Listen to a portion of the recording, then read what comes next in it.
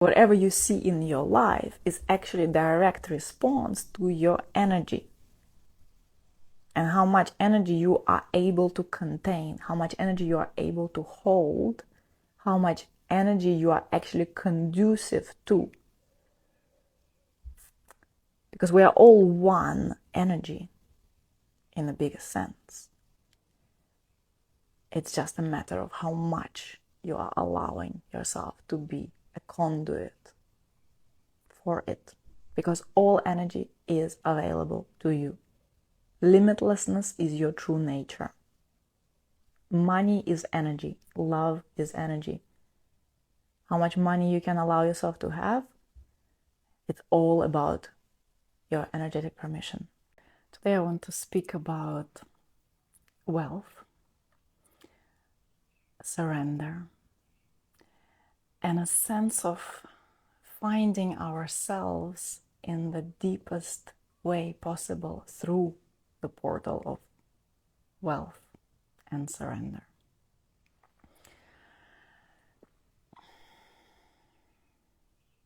So now just today, I was driving my car, my rental car, gorgeous Porsche. And there's a thing with this car that doesn't even feel like I drive it. It feels like I'm flying. And as I was driving, and I'm in this really beautiful region right now in Portugal, and as I was driving along the river, I just felt this sense of deep, deep joy, deep, silent, quiet joy, and a deep sense of surrendered life.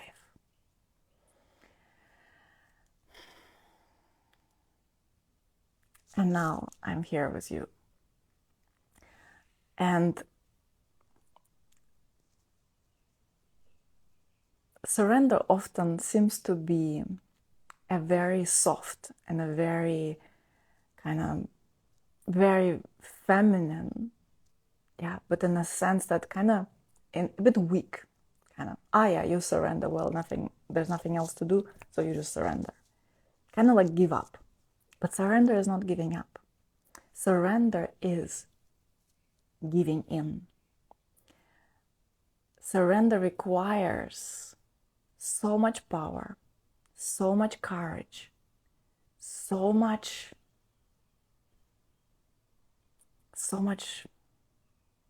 totality. And then from this surrender, we live a surrendered life. And how it's going to look for all of us, it's always different. But in my work, I profoundly invite my people into this surrender. Surrender doesn't make any sense to the mind. Again, the mind thinks it's just some kind of very soft, very kind of disembodied, very ungrounded thing to do. But nothing could be further from that. Because surrender, in its truest sense, is a very particular way to live this life. It's a very advanced way to live this life. And surrender takes us on the path of Dharma. You may have heard me speak about Dharma. And this is one of the biggest concepts in my whole entire life. And Dharma requires surrender. Dharma means to walk the path of Dharma, means to walk the path of your supreme destiny.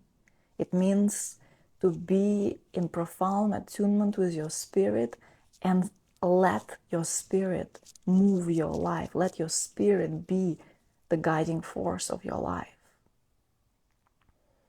And this is only possible through surrender. And the surrender, what are we surrendering? We are surrendering the ego. We are surrendering the ideas. We are surrendering personality. We are surrendering concepts. We are surrendering everything that the mind can come up with. We are surrendering to the three-dimensionality of this reality. This is what we are surrendering. And to what? We are surrendering to a force that has no name, that has no shape, and yet that is so close, so close. We are constantly living in the intimate embrace of this force.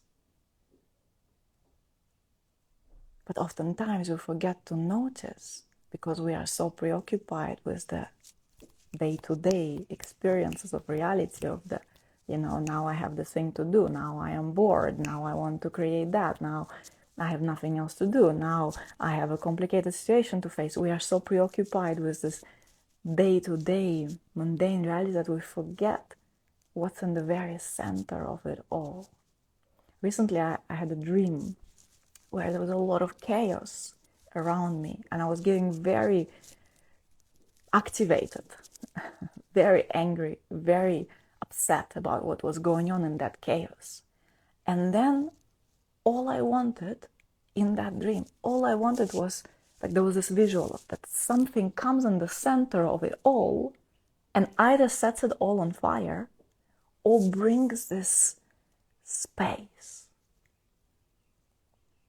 And fire oftentimes is necessary because when we get into this over-identification with what is going on with us, we may need some fire.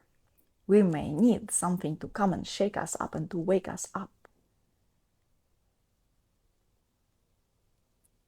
But in fact, be it through fire, be it through deep listening,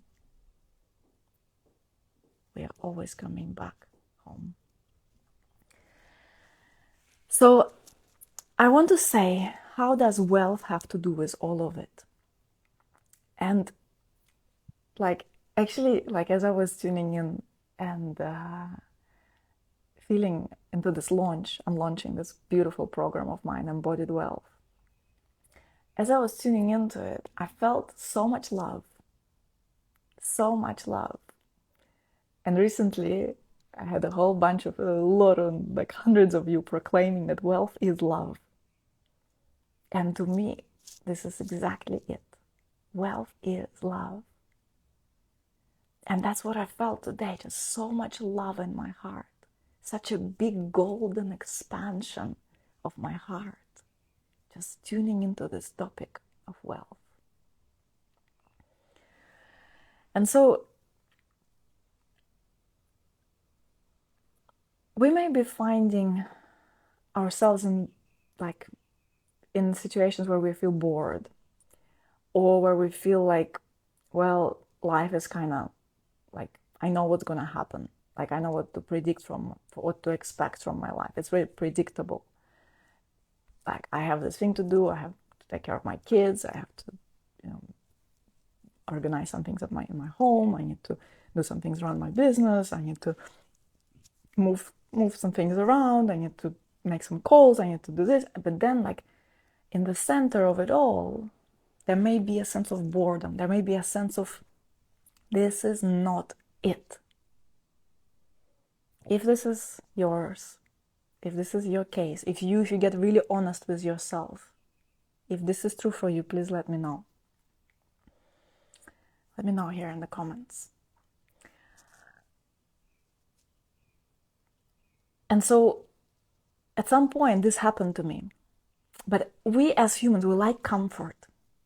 And even if it's not exactly it, then very frequently the mind is very good at convincing us that, well, maybe, but so what? Right? The mind goes like, well, but so who are you? Like, what do you need? Like, life is like this, life is complicated. Like, there are nuances, there are responsibilities. You can't, what you gonna do? This is it. And so the mind kind of talks us out of it, and then we kind of very easily numb it away. And then this sense of this is not quite it just becomes really blurry. And then what starts to happen, and what I see with a lot of my clients, they say, I don't know what I want. I just don't know what I want. I'm like, what's your highest vision? I ask questions like this, this is the level we're talking. What is your highest vision for your whole entire life? I ask. And so often they tell me, I don't know, I have things to take care of. Like, what are you talking about? Do you want me to dream or what? I'm like, what's your highest vision? And they say, I don't know.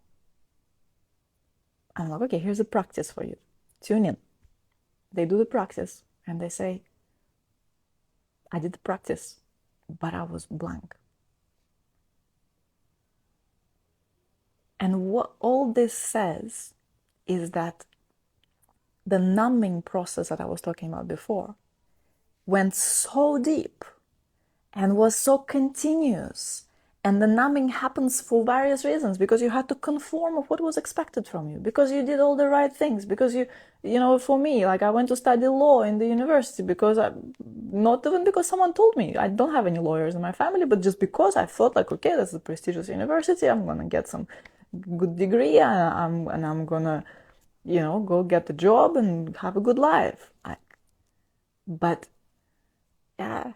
And then there are so many other choices that we make like this. Even to create a family, oftentimes it's like, you know, you don't do it because it's really coming from deep within, but it's like, yeah, but that's what you do. Like, you don't sit and you don't question. And I remember when I first realized that, I was so frustrated that, like, as a 15-year-old, you're supposed to make full-on life-changing decisions in terms of what you're going to be your future occupation, or what you're going to study, what kind of life you want to live. You're meant to make those choices. We need to have this available to everyone, to just, you know, have some adult sit there with you and go like, tune in the very center of it. What's in the very center of it all? What do you want? What is actually springing from inside? And you're not meant to, like, know it right away. There needs to be an environment where you are held and this blossoming happens. And it happens from inside. You cannot force it. And then, yeah, if there is this numbing that has been happening, numbing, because you didn't listen, you kept doing the things that seemed to be the right next thing to do, you know, the expected next thing to do, and you kept going, and the more numbing, more and more numbing, yeah, and then we numb ourselves so much we don't know what's the highest, what do I desire, where do I want to go, we don't know. And so this is where then boredom comes up. Yeah? Then you feel bored. I'm bored with my life. And this is good, because at least when there is boredom, then at least something is shaking. Then at least maybe there's something will happen. And if you're lucky enough, the great Mother Kali, the goddess of transformation, you know, seen through transformational events in life, will come and slap you and bring this fire and go like, you are meant for more. And this is a profound blessing. And I know people in my community have experienced that at least a couple of times in life, or maybe a couple hundred. Depends on how serious you are about your path, how much you let her love you, how much you let life love you. If you let her love you really very much, she's gonna come frequently. Yeah. And every time you go off track a little bit, she's gonna come and it's a blessing. It's a profound blessing, because then there's this fire in the center of it, and then there's space for God. And then there is space for surrender. And so how does wealth come into all of this? Very beautifully. Because wealth doesn't leave anyone indifferent, just like sex. Yeah? It's a topic that does not leave anyone indifferent. And we all accumulate beliefs around wealth. And I grew up in a family that was considered to be a wealthy family, but although my family had the money when I was born, they didn't behave as wealthy people. And that's an important piece here, that actually how much money you have is irrelevant to your experience of yourself as wealthy. Yeah. There are very wealthy, very rich financially people on this planet who save on everything, who book the cheapest option always, who don't allow themselves to gift to others, who never tip for excellent services, who never just give because it's just pouring out of them, who never actually dare to experience this love that comes with real wealth identity. And I want to share with you my story, how I woke up to a completely different level of wealth, and how I recognized where my surrender was taking me in terms of wealth.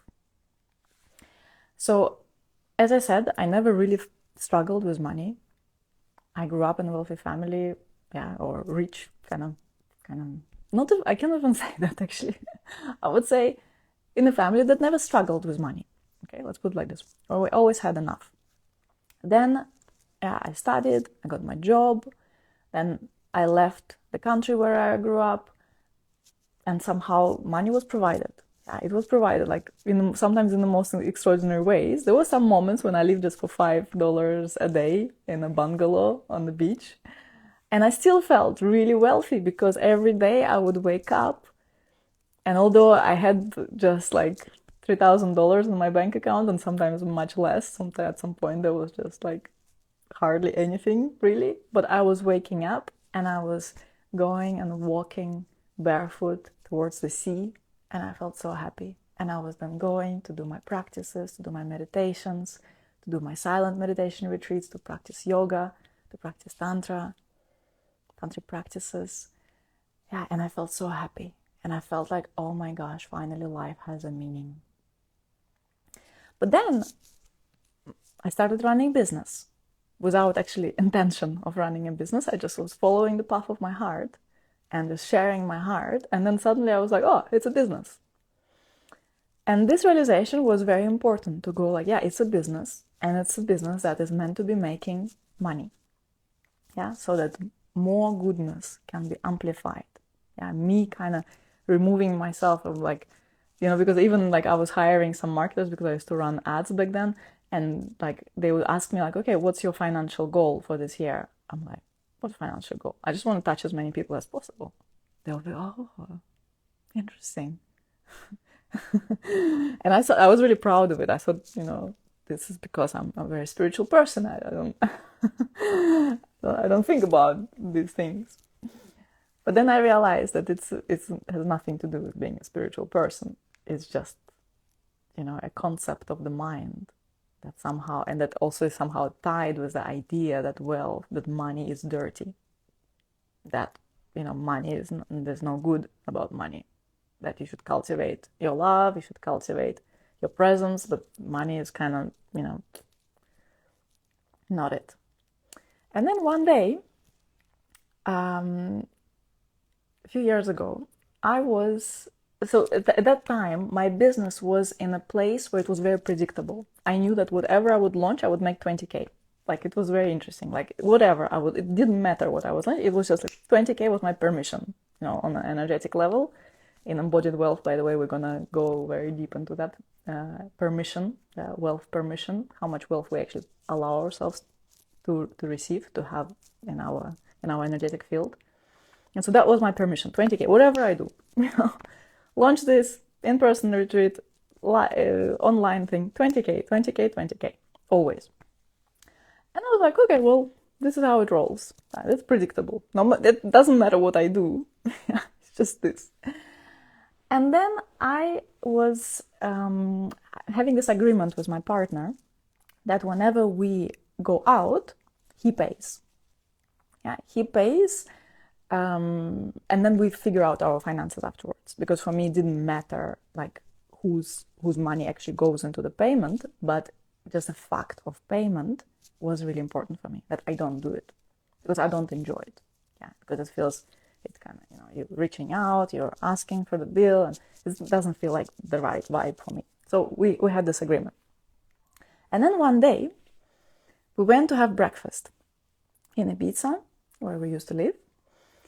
We went to have breakfast, and we ate, and then we asked for the bill, and then he says he forgot his wallet.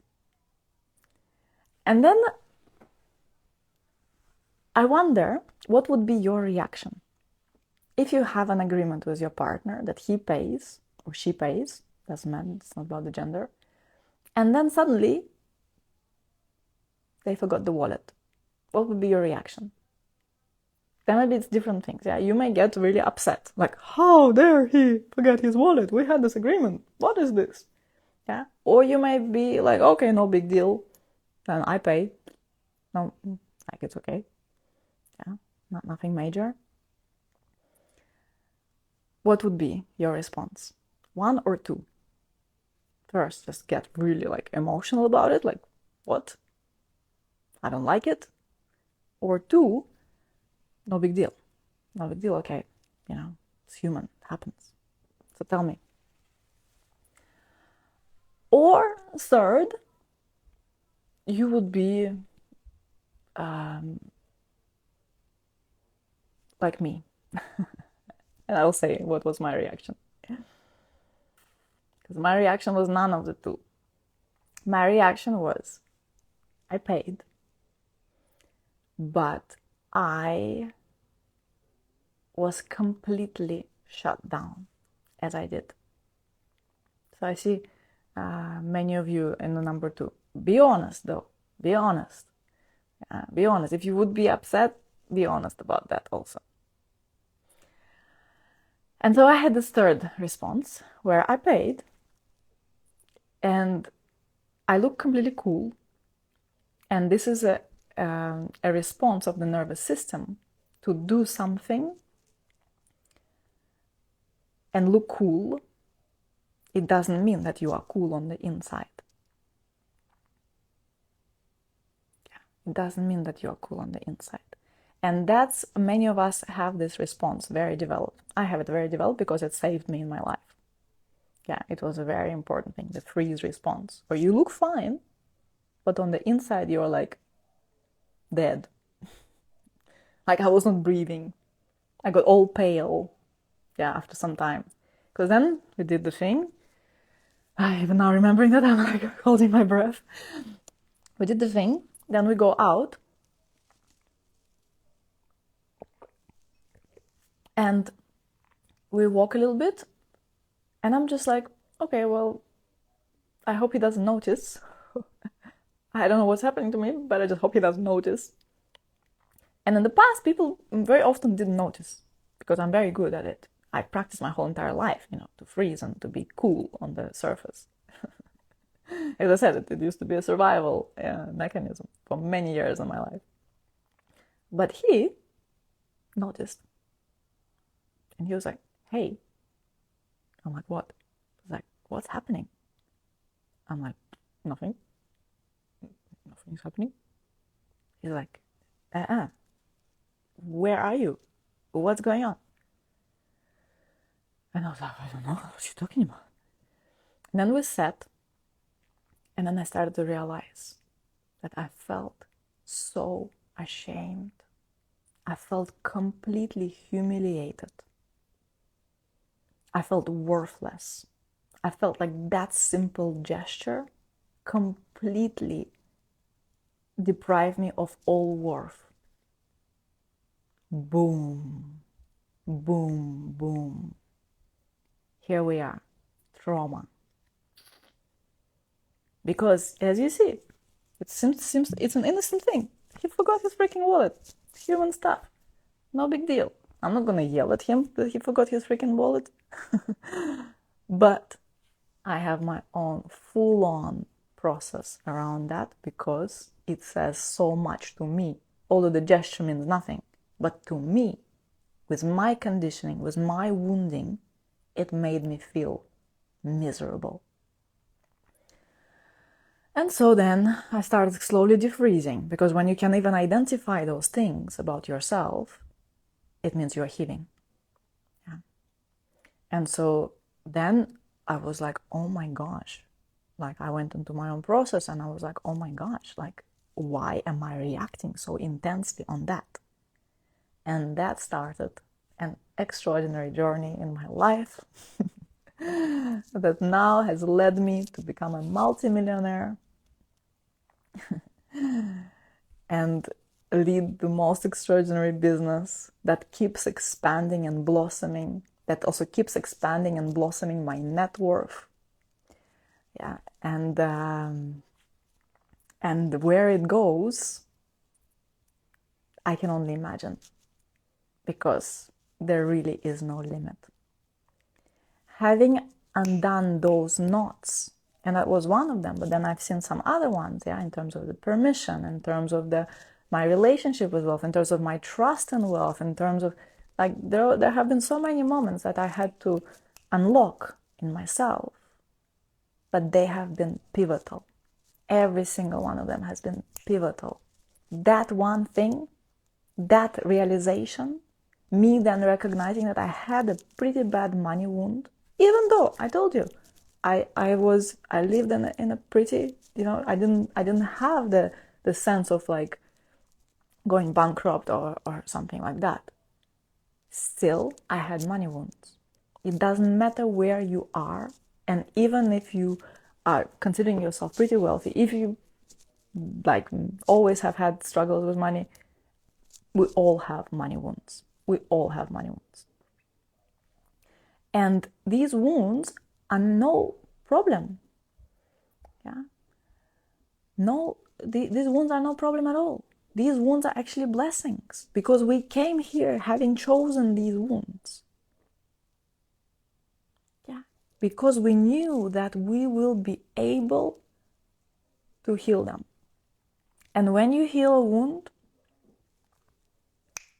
whole new reality opens up to you. You start unplugging from the three-dimensionality of this reality, and you start playing an entirely different field. It's not only the wound healing that gives us that. There are many different components. There's a component on the mental level, yeah, which is working with your beliefs, and these beliefs will be anchored in some wounding, yeah. It's on the mental level. On emotional level, yeah, you will have certain emotions associated with money and with wealth, and that also can be elevated and unpacked and also sourced into the wounds and deconditioned. Yeah, these emotions are very much linked to your subconscious mind. The conscious mind is the one that we use, that we know what you think, what you feel, how you relate to things. But the subconscious mind is the one that we oftentimes don't see. I mean, when we don't see it unless we put direct emphasis on seeing it, on becoming friends with it, on growing a relationship with it. So the subconscious mind is where everything is stored, and we don't even realize, but the subconscious mind has the storage of all your history from all your lifetimes. It knows all your wounds. And yeah, unless you go into it, you will never know. Because for me, that was the reality of my life. I felt I'm good, and I was actually like doing, like in my business was doing pretty well, much better. If I were to compare myself with like some colleagues of mine, like I was one of the most successful people in that field. Yeah, but I had no idea. I had no idea what is actually available for me. I had zero clue. If back then you would have told me what will happen to my wealth identity, where I will be now, the six-figure weekends that I'm having sometimes, this kind of level of wealth, like I had no idea. Like I would have said, like, you're crazy. This is not possible. I know my 20K that come, then yeah, usually it's in a month, or like I didn't even connect it to like, is it a 20K month or is it 20K in 2 months? It doesn't matter. It's just like whatever I launch, that's what it would be. But then going to reality where 100K in a weekend is something that I experience, and then consistent six-figure months, it's a very different story. And then seeing how much more is there, how much more is possible. So another level on which I work with my clients and Embodied Wealth is my program where I put everything that I learned from money, about money, from my own journey, we work on these levels. Yeah, we work on the level of the mind, we work on the level of emotions. We find those wounds and we undo those knots. We also work on the level of the energy. And energy, not just in terms of understanding the energy, which is a big piece, and it's really important to see like how, like, yeah, for women, money will always be linked to masculine energy. Yeah. And how exactly you show up in your relationships will be very much connected to your relationship with money. But also, I love to work on the very direct energetic level in terms of you expanding your energetic field. In terms of you actually stepping into that permission, not just with your mind. You're like, okay, I permit myself to have $1 million months. I permit it to myself. I just allow it. Yeah. And for some people, go, no way. What are you talking about? How? Like, what do I need to do for that? Like, I need to go like upside down and, you know, do some crazy wild stuff and drive a bicycle in a lake or something. Like, what is this? Yeah, it's like there won't be this space in the mind. But for others, it would be like, okay, yeah, I give myself permission. Okay, this is my permission. I'm available for $1 million month. Oh, yeah, or at least 6-figure months. Yeah. Oh, yeah. And for some people, it will be already on this level. You're like, oh no, what are you talking about? It's not possible. I don't see it possible at all. For others, it will be like, oh yeah, okay. But regardless of your response, it's just your conscious mind speaking. There's so much more in the depth of the subconscious. So I have some really fun things about that. But then coming to the energy, so we actually, like whatever you see in your life is actually a direct response to your energy. And how much energy you are able to contain, how much energy you are able to hold, how much energy you are actually conducive to. Because we are all one energy in the biggest sense. It's just a matter of how much you are allowing yourself to be a conduit for it. Because all energy is available to you. Limitlessness is your true nature. Money is energy. Love is energy. How much money you can allow yourself to have, it's all about your energetic permission. Yeah? And so in my work, as you may know, I work a lot with erotic embodiment, which is another very, very powerful subject, yeah, sexuality, which also doesn't leave anyone indifferent. And just like money, it has awakens a lot of opinions. But in fact, what I found is that by direct cultivation of the sexual energy in a specific kind of way, in this erotic embodiment kind of way, we actually accelerate our results at an enormous speed. Because we work directly on this level where the permission actually happens. So, Embodied Wealth is coming up. We are starting on the 12th of April. And you are welcome to join. It's going to be an extraordinary journey. It's going to be pretty condensed. I ran it last year and it was extraordinary. Some people increased their income by 10 times more. Others got the properties of their dreams available, just fall into their lap. Someone else got, like, there was a property she really loved and it was not available. She did the program, she did all the processes, it landed for her and she bought it. So incredible miracles, incredible amount of love becomes available actually when we do these processes that I guide you through. And these are not, like, my programs are not just information. I never give just information. I always guide you into a process. I offer a transmission that gives you a sense of like something to expand into, something to receive and open into, and change your mindset, change the way you function. But then I give you direct experience, which is the most important thing. And so, yeah, it's coming. And we're gonna work on all these levels. There's something I'm preparing for you, that we will be actually working directly on subconscious reprogramming.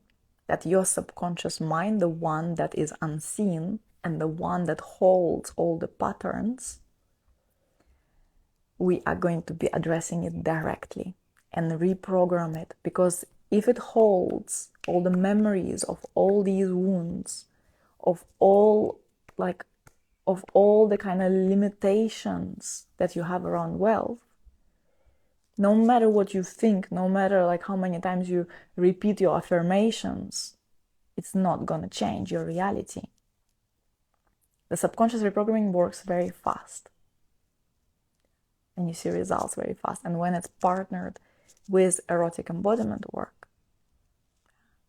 with emotional work, with the work on the level of the mind and the level of beliefs, when we work on all these levels all together, the results come in fast. And I feel something enormous for all of us.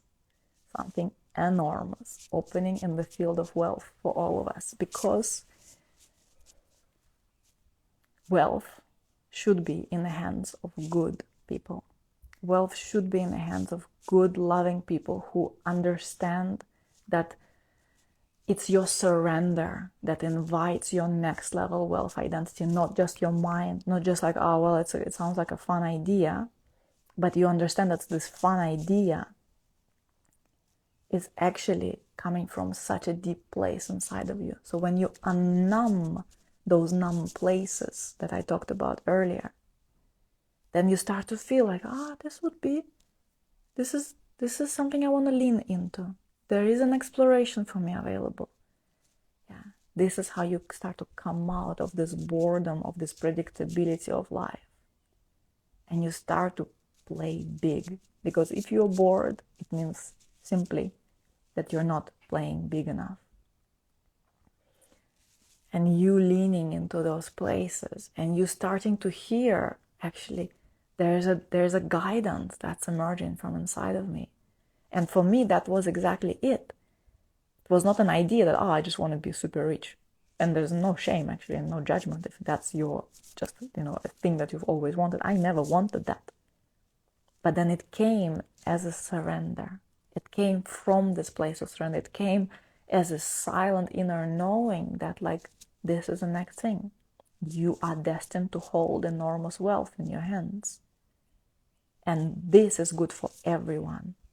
Because the more you have, the more it is good for everyone.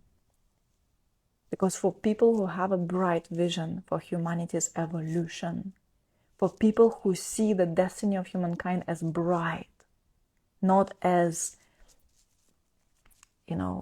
dark and destined to collapse because the earth is dying and we need to save the earth. All of this comes just from a certain level of beliefs. It comes from a certain, hook. Whatever you are hooking in, whatever reality you are hooked into, this is what then determines your beliefs. But when you change and you start to attune to your surrender, you then start to see there's nothing right or wrong about what you're doing. If you want to fly on private jet, fly on private jet. If you want to go and really rescue the animals and the dying rivers, or you want to go and plant the trees and you want to go and support the victims of abuse and trafficking, do that. You want to support people who are suffering from war, do that. Follow your true calling. And it's none of your business what other people are doing. Yeah, and what I want to do is, as much as possible, as many people as I can touch, I want to invite you into this surrender, because this is the highest way to live this life. The highest, most advanced way to live this life, where you understand that it's not one fit for all. It's not that like all the people have to do it this way. All the people have to fight for humanity. All the people have to fight for environmental causes.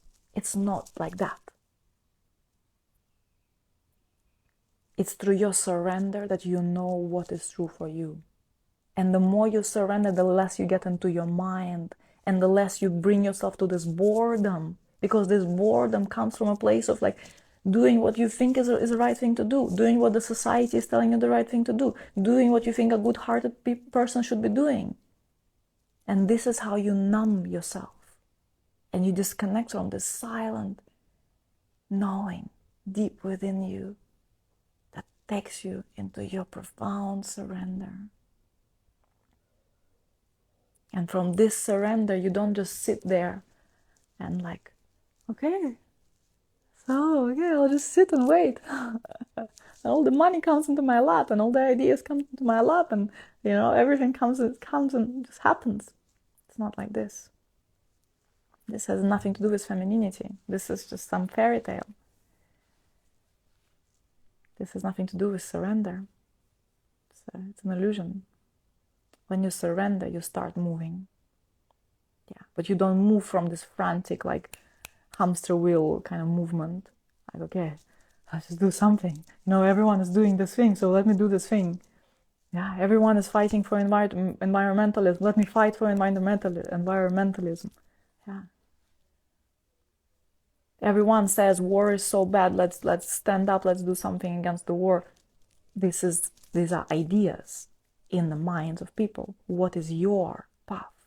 What is your surrender? Because when you surrender in this deep, deep, profound way, this is when you really serve. This is when you really serve the highest good of all.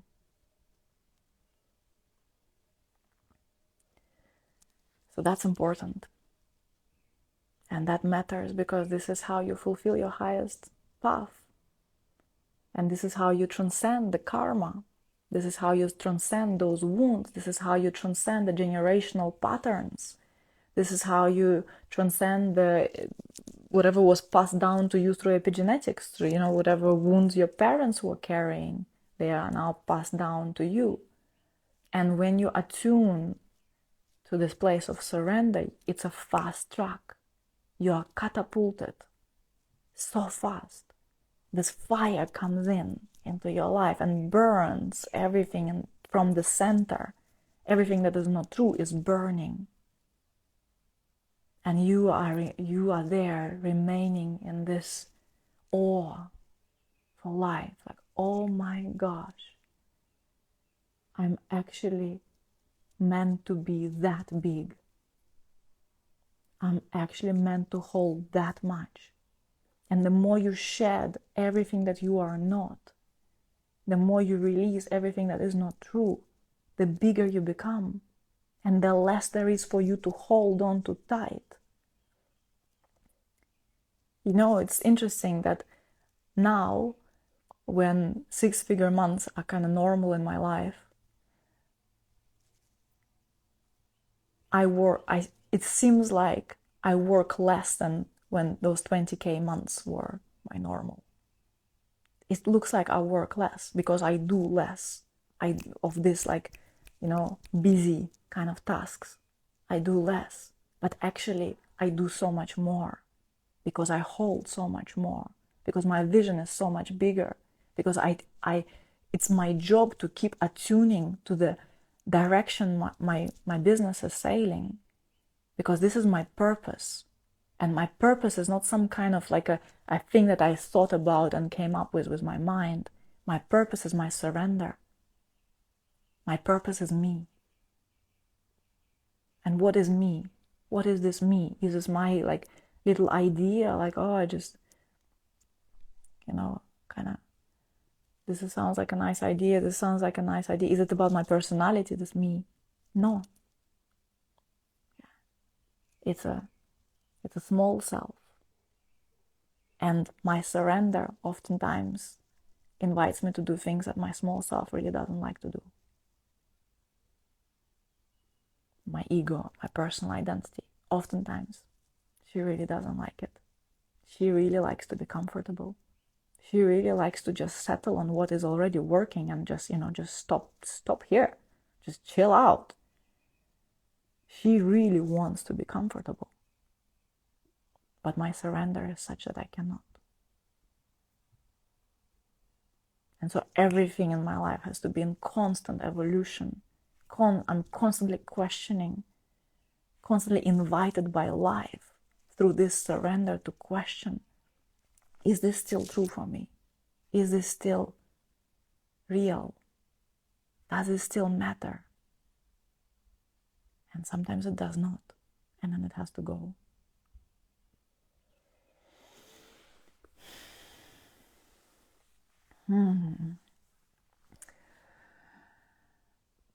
So I think we are good here. It feels like it was quite a mystical transmission. I'm curious what you got out of it, what you got out of being here with me, no matter when you are listening to this. What did you get from it? What is your takeaway? I'd love to know. And for me, it feels like a beginning of a very big, very important work that I'm going to do with some very special people who are signing up for Embodied Wealth.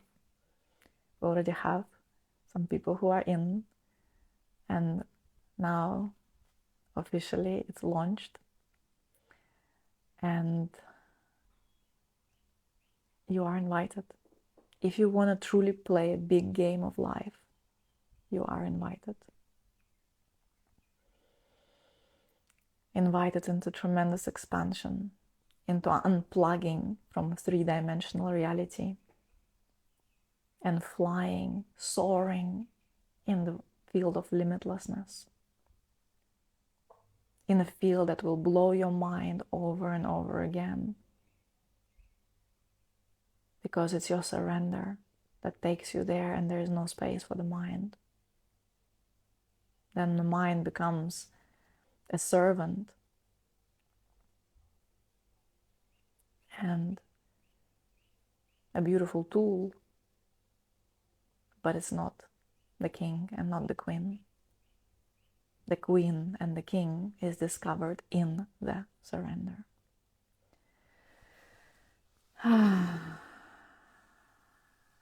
So we are starting on the 12th of April. We have about 2 weeks together. It will be intensive. We will also do a commitment together to practice something every single day. And this will be reprogramming your subconscious mind. We will also be working on the level of the erotic body. So women will need a yoni wand. If you don't own one, this will be very helpful. It's also open for men. Men don't need any tools like that, but for women that would be quite helpful. You will have access to some of the material that I'm preparing for you specifically. I'm only preparing it for this round. It was not available last time. And I'm upgrading the whole thing, really. It will be a completely different story. Some of these tools will be available to you, like they're yours. It's like you just get them for life. Other material will be available to you for quite a long time, until the next time I run this program. So it may be quite a while. So if you want more details, if you have questions, reach out, DM me. The link is in my bio. You also have an opportunity to book one-on-one mentorship with me for 5 weeks as part of this program, where I will be mentoring you into this limitless abundance. And we will have contact through Telegram, through voice messages, and through text messages. So this is a very powerful way. It's like if you want a next level fire in the center of your space, then go for this one. Because, yeah, I'll keep you on track in the highest sense possible. Also, if you are joining Costa Rica Mystery Immersion, where we have just like last spots, you get Embodied Wealth as a bonus. So everyone who is coming to Costa Rica with me is doing Embodied Wealth as part of your preparation work, which means that when we are together in person, we are going to take this whole shebang to a completely next level. That's it. Thank you for being here.